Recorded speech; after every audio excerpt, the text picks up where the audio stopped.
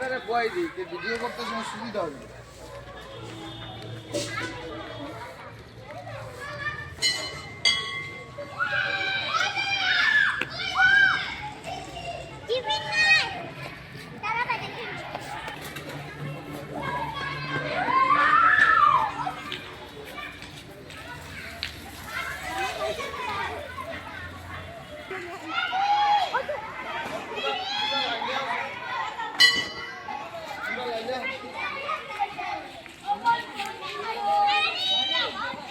ও বুদ্ধি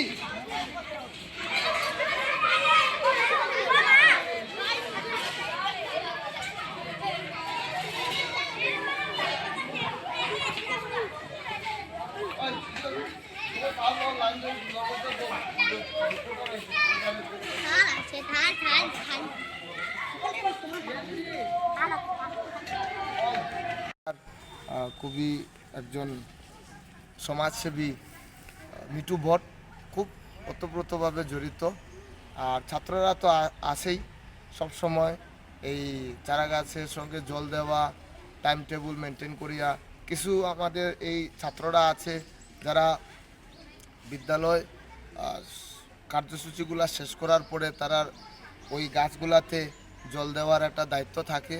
তোর সঙ্গে এলাকার যে ছাত্ররা আছে তাদেরকে নিয়ে বিদ্যালয়ের কার্যসূচি শেষ হওয়ার পর বিকালবেলা ওদেরকে উনি নিয়ে আবার এইগুলা ওই গাছের গুড়ি পরিষ্কার করা, গাছে জল দেওয়া, বিভিন্ন ধরনের এইগুলা পদক্ষেপ সবসময় নেন।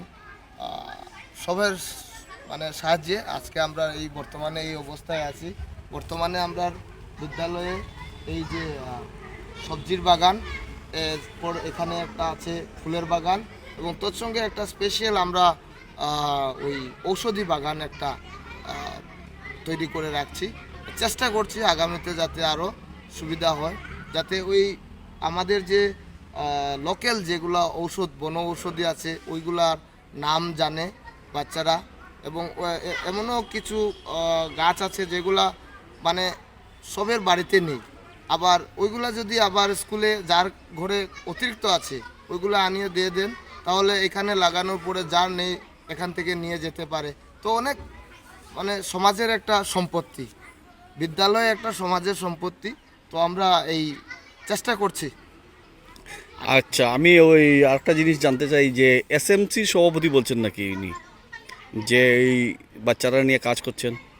উনি আমাদের অ্যালুমিনি কমিটির প্রেসিডেন্ট মিঠু ভট্ট।